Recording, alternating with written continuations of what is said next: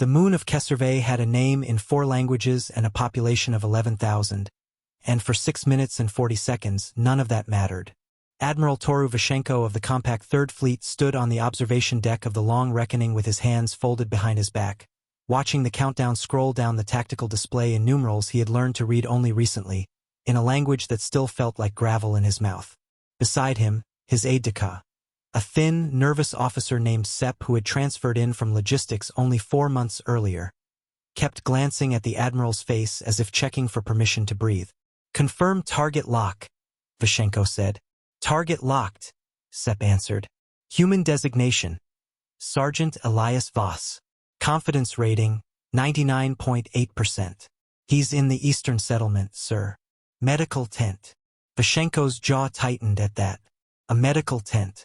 Of course. The man had been shot 2 days earlier in a border skirmish that should never have happened, over a mining claim that should never have mattered, and instead of dying quietly the way any sensible organism would, he had been recovering. Getting better. The reports from Compact Intelligence described him almost fondly. Cheerful, the reports said, even with shrapnel in his shoulder. Telling jokes to the medics. Asking when he could get back to work. That was the problem with humans, Vashenko had decided months ago. They did not know how to be afraid, and it made them unbearably difficult to negotiate with, because negotiation required the other party to understand what they stood to lose. So he would teach them. "Sir," Sepp said quietly, "the projected casualties are noted." Vashenko did not turn his head. "They were noted in the briefing. They will be noted in the report.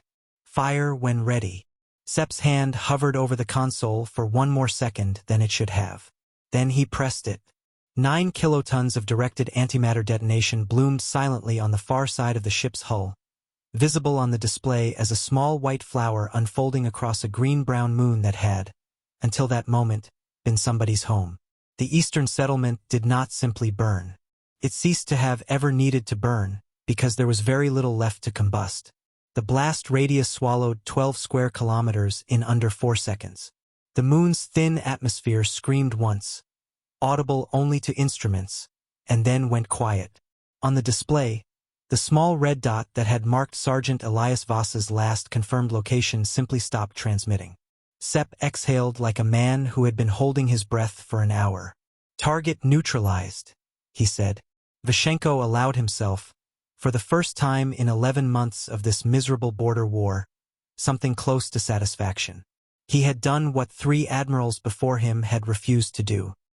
He had removed the piece from the board that no one else had been willing to touch, because everyone else was still operating as though these creatures could be reasoned with, negotiated around, contained through the ordinary tools of interstellar diplomacy. Vashenko did not believe in ordinary tools. He believed in ends. "Send word to the council," he said. "Tell them the treaty guarantor is dead. Tell them the war is over." He was, in a very literal sense, correct about one of those 2 things. The message reached Compact High Command 4 hours later, traveling at the speed of a relay network built by a species that had never needed to move information faster than that, because nothing in their history had ever demanded it. By the time the council convened to discuss what Vashenko had done, the human ambassador on Threl Station had already requested, calmly, almost politely, a private audience with the ranking Compact representative. That should have been the first sign that something had gone very wrong. Ambassador Priya Ose had served on Threl Station for 6 years, long enough to develop opinions about the architecture, too many right angles, not enough windows, and the food, better than she'd expected, worse than home, and the Compact negotiators she dealt with on a weekly basis, competent, cautious, allergic to surprise. She had also developed, in that time, a very specific understanding of what her government back on Earth actually was, underneath the diplomatic language and the trade agreements and the careful, patient decades of first contact. She understood it the way a person understands the shape of a knife in a drawer they never open. Not because they use it, because they know it's there. When Compact Counselor Idren requested the meeting, using the word regrettable 3 times in a 2-sentence message, Ose already knew, before she sat down across the table from him, roughly what he was going to tell her. "There has been an incident," Idren said. His translator rendered his voice as a smooth, careful baritone, which did nothing to disguise how badly his hands were shaking. At HFY, a compact vessel, acting without council authorization, has attacked a human settlement. How many dead? 11,206. Colonists, miners mostly, families. Idren paused. And one soldier, Sergeant Elias Voss. We understand he held a treaty-adjacent designation. Osei was quiet for a long moment, not out of shock, out of the specific, careful silence of someone deciding exactly how much to say. Adjacent isn't the word I'd use, she said finally. He's a warrant. Under the Cascade Accords, Article 9. You know what that means? I am told it means very little in practice. A ceremonial designation. Ornamental. It means, Osei said, that Sergeant Voss's continued existence is one of 41 conditions under which Earth agreed to limit its response posture toward the compact to defensive engagement only. It means his death is not a war crime against a person, Counselor. It's a treaty breach against a planet. Against several planets, actually. That's what guarantor means. That's the word you should have looked up before your admiral pulled the trigger. Idren's throat plates flexed in the particular way that, among his species, indicated something close to nausea. Admiral Vashenko was not authorized. I don't care whether he was authorized. Osei folded her hands on the table, and for the first time in 6 years of careful diplomatic patience, she let her voice go flat and cold. You nuked a moon to kill a man you thought was ornamental. I'd start figuring out what you're going to do when you find out he wasn't. He is dead, Ambassador. There is no scenario in which I'd check again before you finish that sentence. What Idren did not know, what almost no one outside a very narrow circle of human command staff knew, was that the Cascade Accords had not been drafted the way most treaties were drafted, in a spirit of hope that no one would ever need to test them. They had been drafted the way an insurance policy is drafted, by people who had already imagined, in exhausting detail, every way it could go wrong. 40 years earlier, during first contact negotiations with a different, now extinct polity, a diplomat named Rahima Achebi had watched an alien delegation calmly explain that assassination of a treaties named guarantor was an acceptable and even expected method of voiding an inconvenient agreement. It was, they'd explained, simply logic. Remove the linchpin. Watch the structure fall. Achebi had gone home and spent the next 3 years arguing, against considerable internal resistance, against people who called her paranoid, against budget committees who called it a waste, that Earth needed guarantors who could not, in any practical sense, be removed. She had not gotten immortal soldiers. Nobody had built those yet, and honestly, nobody wanted to. What she had gotten, after 3 years of arguing and one very expensive black budget line item, was something almost as strange, redundancy. Every warrant under Article 9, and there were, at the time of the HFY strike, 6 of them scattered quietly across human-held space, carried a full neural and biometric backup, refreshed weekly, stored in a hardened vault 2 systems away from wherever they were currently stationed. Not a copy of their mind uploaded into a machine. Nothing so clean or so philosophically troubling. A body, grown, waiting, empty, and ready, activated only in the narrow, specific, previously unthinkable circumstance that the original had been killed in a way that constituted a treaty violation. It was expensive. It was ethically messy enough that exactly 9 people in the Earth government knew the full details, and 4 of them had lost sleep over it. It had never, in 40 years, actually been used. Sergeant Elias Voss had signed up for the warrant program 8 years earlier for the same boring, practical reason most soldiers signed up for anything. It paid well, and the recruiter had been kind to him during a hard year. He had not, in 8 years, given the small chip embedded behind his left ear much thought. It was just part of the job. Like the paperwork. Like the boots. He had not expected to die on a moon with a name he'd only just learned to pronounce correctly, holding a mug of bad coffee, 3 days after getting shot in a fight over a mining claim he thought was stupid. He also had not expected to wake up. Waking up the second time felt, Voss would later say, exactly like waking up the first time, except with worse coffee and a much stranger set of questions to answer. The vault facility on Meridian Station was quiet, sterile, and staffed by exactly 4 people, none of whom Voss recognized, all of whom looked at him with an expression he did not care for, somewhere between clinical interest and genuine relief. Sergeant Voss, said the woman closest to him, a doctor with tired eyes and a tablet she held like a shield. Do you know what day it is? No, Voss said honestly. His voice came out rougher than he expected. Do you know why my shoulder doesn't hurt anymore? Because this isn't the shoulder that got shot. He sat with that for a moment. It landed the way most impossible things land on a person who has spent 8 years training himself not to panic at impossible things. Slowly and then all at once. HFY, he said. Gone, the doctor confirmed. The whole eastern settlement. Compact strike, 6 days ago. Admiral-level authorization according to the intercepts. You were the target. Voss absorbed this the way he absorbed most bad news, which was by going very still and asking the next necessary question instead of the emotional one. The other 11,000 people who lived there. The doctor's face told him everything he needed to know before she said it. We lost them all. Something in Voss's chest went cold and hard in a way it hadn't in years. Not since his first deployment. Not since he'd learned that the universe genuinely did not care what a person deserved. He didn't say anything for a long moment. The 4 staff members in the room let him have the silence. Why me? He finally said. Not a question about the science. A question about the war. Because you're a warrant, the doctor said. Article 9. They killed a treaty guarantor to try to break the accords. Command thinks it was meant to look like an isolated atrocity. One rogue admiral, plausible deniability, the kind of thing the Compact Council could later apologize for and quietly walk back. Except I'm supposed to still be dead, Voss finished. Except you're supposed to still be dead, she agreed. And in about 6 hours, Command is going to make very sure the Compact Council finds out you're not. There is a particular kind of quiet that falls over a command briefing room when the people in it are about to do something that cannot be undone. Admiral Renata Kwan had sat through hundreds of briefings in her 30-year career, and she recognized this quiet the moment she walked in. Talk to me, she said, taking her seat at the head of the table. Captain Iwis, who had run the warrant program's operational side for the last 6 years and had genuinely never expected to use it, activated the display. A star map bloomed above the table, the Compact's forward staging fleet marked in amber near a system called Thevrin, for jumps from the site of the HFY attack. Sergeant Voss is stable and cleared for duty as of 2 hours ago, Iwis said. Physically, he's in better shape than he was before he died.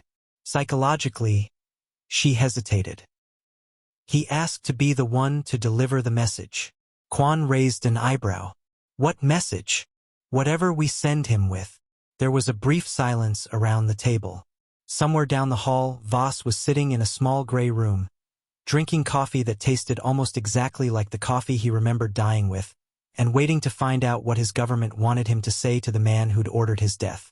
He's not a weapon, Captain, Kwan said finally, though her voice carried more weariness than conviction. He's a person who just found out he died protecting a treaty most of the galaxy assumed was decorative. Yes, ma'am. He'd like to remind them it wasn't. Kwan considered this for a long moment, turning her cup of coffee slowly on the table without drinking from it. Get him a transport, she said at last, and get me a channel to Threll Station. If Admiral Vashenko wants to know what happens when you try to kill a treaty by killing a man, I think he's earned the right to hear it from the man himself. The long reckoning had not left the HFY system in 6 days. Vashenko had insisted on remaining, ostensibly to oversee the salvage and containment operation, though everyone on the bridge understood the real reason. The Admiral did not want to be anywhere else when the Council's formal commendation arrived. He had been rehearsing, in the privacy of his own quarters, exactly how modest he would sound when he accepted it. He was in his ready room reviewing casualty logistics, a task he found tedious but necessary, the paperwork tale of any decisive action, when Sepp knocked on the doorframe with the particular hesitancy of a man bringing news he already knew would not be welcome. Sir, Ambassador Osei is requesting a channel. Priority override. Vashenko frowned. Tell her the matter is closed. Sir, she says. Sepp glanced down at his tablet, as if checking the words a second time to make sure he'd read them right. She says you should take the call before the shuttle docks. What shuttle? Sepp's face answered before his mouth did. Vashenko arrived on the observation deck 4 minutes later, in time to watch, with a growing and entirely unfamiliar sensation in his chest. An unmarked human transport requests docking clearance from a compact fleet it had no diplomatic authorization to approach. Every instinct trained into him across 30 years of service told him to order it destroyed on sight. Something else, something newer, colder, and considerably more uncertain, told him to wait. "Identify the vessel," he said. "Transponder reads civilian medical transport," the tactical officer reported, her voice climbing half an octave with confusion. "Registered origin, Meridian Station. Sir, that facility isn't on any active manifest. It's not supposed to exist. Hail them." The channel opened not to a ship's captain, but to a man, seated alone in what looked like a standard shuttle cabin, wearing a plain gray uniform with no insignia, drinking from a metal mug as though he had absolutely nowhere else to be. Vashenko did not recognize the face at first. There was no reason he should have. He had only ever seen it in intelligence photographs and, briefly, on a targeting display 6 days ago. Then the man looked directly into the camera, and something in Vashenko's spine went very still, the way an animal goes still when it finally, belatedly, understands that it is the one being hunted. "Sergeant Elias Voss," Vashenko said, and heard, distantly, how unsteady his own voice sounded. "You've got a good memory for faces," Voss said. His tone was mild, almost friendly. "Considering." Vashenko's mind moved fast through the available explanations. A decoy, a clone grown for propaganda, an elaborate psychological operation designed to unsettle him before some larger strike, and discarded each one in turn as insufficient, because none of them accounted for the small, telling details. The shrapnel scar just visible at the collar of his uniform, healed and new, a scar that had not existed before the attack and now somehow did. The particular tired weight around his eyes that intelligence reports had described but photographs never quite captured. "That's not possible," Vashenko said. "I said the exact same thing," Voss said. "About 6 hours ago, actually. Doctor didn't have a great answer for me either. Something about redundancy and treaty compliance and a lot of very expensive vault infrastructure I'm still not cleared to fully understand." He took a slow sip from the mug. "I was mostly interested in the part where 11,000 people I was living next to for 2 years are dead because you decided I was worth more strategically than they were as human beings." Vashenko said nothing. On the bridge behind him, he could feel the silence of his crew pressing in, every one of them listening, every one of them recalculating in real time exactly what kind of war they were actually in. "I'm not here to negotiate," Voss continued. "I'm not authorized to, and honestly I wouldn't want to be. I'm here because my government thought you should hear this from the person you specifically tried to erase, instead of reading it in a diplomatic cable." He set the mug down. His voice did not rise. If anything, it got quieter. "You nuked a moon. You killed 11,000 people who had nothing to do with any of this, to remove one soldier from a treaty you decided was inconvenient. And it didn't work. You are a fabrication," Vashenko said, though even as he said it, he understood he no longer believed it. "I'm really not," Voss said. "But I get why you'd want that to be true right now." He leaned forward slightly, and for the first time, something sharper moved behind his tired eyes. Not anger exactly. Something colder and more patient than anger. "Here's what I actually came to say, Admiral. Word for word, because my government was very specific about wanting you to hear it exactly like this." He paused. "Try again." The silence that followed lasted 11 full seconds. Vashenko would later be told the exact number, because every second of that transmission had been logged, transcribed, and would eventually be studied by strategists on both sides of the war for years to come. "You misunderstand your position," Vashenko finally said, and hated how thin his own voice sounded even as he said it. "One surviving soldier changes nothing. The Council will see this for what it is. A trick, a piece of theater designed to provoke. You should probably check with your council before you finish that thought," Voss said, "because about 90 minutes ago, my government released the existence of the warrant program to every compact-aligned press outlet with a translation feed. Not the classified parts. Just enough. Enough for every species you've ever negotiated a treaty with to start asking the same question you're asking right now." Vashenko's throat went dry. "Which is? How many of us are there?" Voss said simply. And which ones are you willing to bet you haven't killed yet? It was not, strictly speaking, a threat. Voss's voice never rose. He never postured, never leaned into the kind of theatrical menace Vashenko had half expected from a man who had, by any reasonable measure, every right to feel murderous rage. Instead, he simply sat there, tired and plain-spoken, and let the Admiral's own imagination do the rest of the work, because Vashenko's imagination, once it started running, could not stop. 6 warrants. Vashenko had read the same intelligence briefings everyone had. 6 named guarantors scattered across human treaties with a dozen different polities. If Voss's resurrection was real, and every physical detail in front of him insisted that it was, then every one of those treaties was not, as compact strategists had assumed for decades, held together by decorative ceremony and diplomatic goodwill. They were held together by something that could not be killed through conventional means. Something humanity had built quietly 40 years ago, specifically because someone, some other species in some other negotiation, in some other war Vashenko had never even heard of, had already tried exactly what he had just tried. He had not discovered a weakness in human treaty architecture. He had triggered the exact contingency it had been built to survive. "What do you want?" Vashenko said.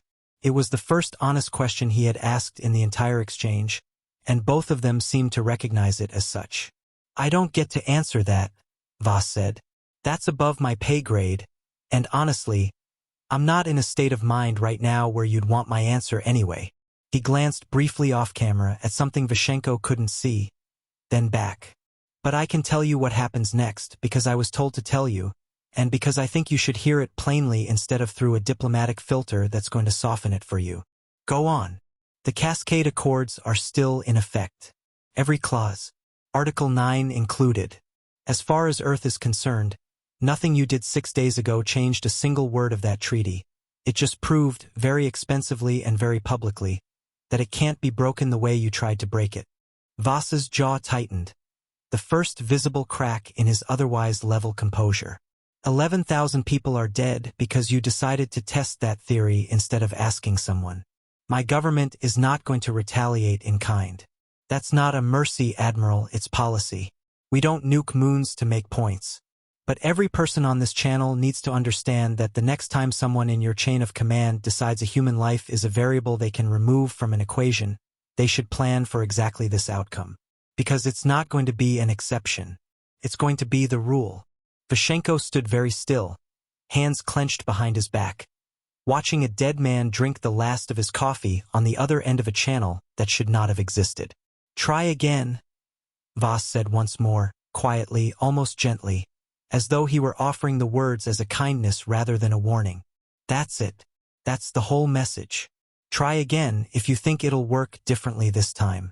But somebody's going to have to explain to their council why they spent a fleet's worth of resources proving that killing us doesn't actually solve anything." The channel closed a moment later, not with drama, but simply the way a door closes when someone has finished saying everything they came to say. The story of Kesserve did not stay contained to military channels for long. It rarely does, when a species discovers that the enemy it thought it understood has quietly rewritten the rules of mortality without telling anyone. Within a week, every compact-aligned government with an active human treaty had opened emergency review sessions to determine, with increasing anxiety, exactly which of their agreements were guaranteed by a warrant and what, if anything, that actually meant for their own contingency planning. Diplomats who had spent years treating human negotiators as earnest but strategically unsophisticated found themselves quietly reassessing every assumption they'd built their careers on. It was not, Ambassador Osei would later reflect, the outcome anyone on the human side had hoped for. Nobody in her government had wanted the warrant program to become public knowledge. It had been built as insurance, not announcement, a last resort meant to sit quietly in the dark and never be needed. Its exposure meant difficult conversations for years to come, ethical questions about the vaults, uncomfortable negotiations with allies who wanted assurances of their own, a public back home that had very complicated feelings about the idea that their government had, without much public debate, built the closest thing to a resurrection protocol the species had ever attempted. But it also meant something else, something Osei watched settle slowly across every subsequent negotiation she conducted.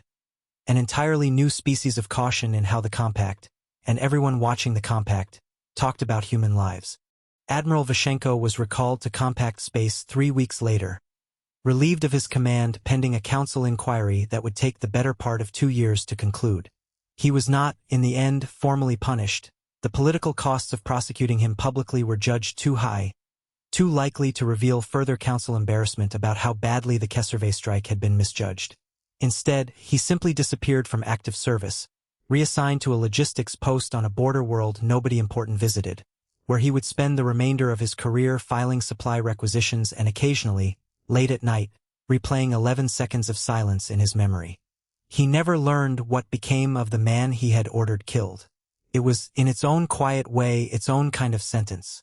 Elias Voss did not become a symbol, though there were people, plenty of them on Earth and elsewhere, who tried very hard to make him one. He declined most interview requests. He turned down a promotion he felt he hadn't earned by dying. He asked, more than once and with increasing bluntness, that the story stop being told as though it were a triumph, because 11,000 people had died to teach a lesson that should never have needed teaching in the first place. What he did do 6 months later was request reassignment quietly through ordinary channels, no press release attached, to a new colony being established on the far side of what had once been HFY's mining territory. A small settlement, mostly families, the kind of place that, if anyone ever tried something like this again, would be the first thing lost. He did not ask for any special protection. He did not need to. Everyone who processed the request understood, without needing to say it aloud, exactly what his presence there now meant, whether he intended it that way or not. On his first night in the new settlement, standing outside a half-finished habitat dome under a sky he was slowly learning the shape of, one of the colony's engineers, a woman named Halvorsen, who had lost a cousin in the original strike, asked him carefully whether he was ever afraid it might happen again.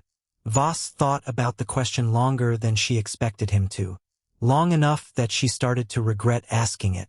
No, he said finally, and there was no bravado in it, no performance for an audience that wasn't there, just the plain, tired honesty of a man who had already died once and found the experience considerably less final than advertised.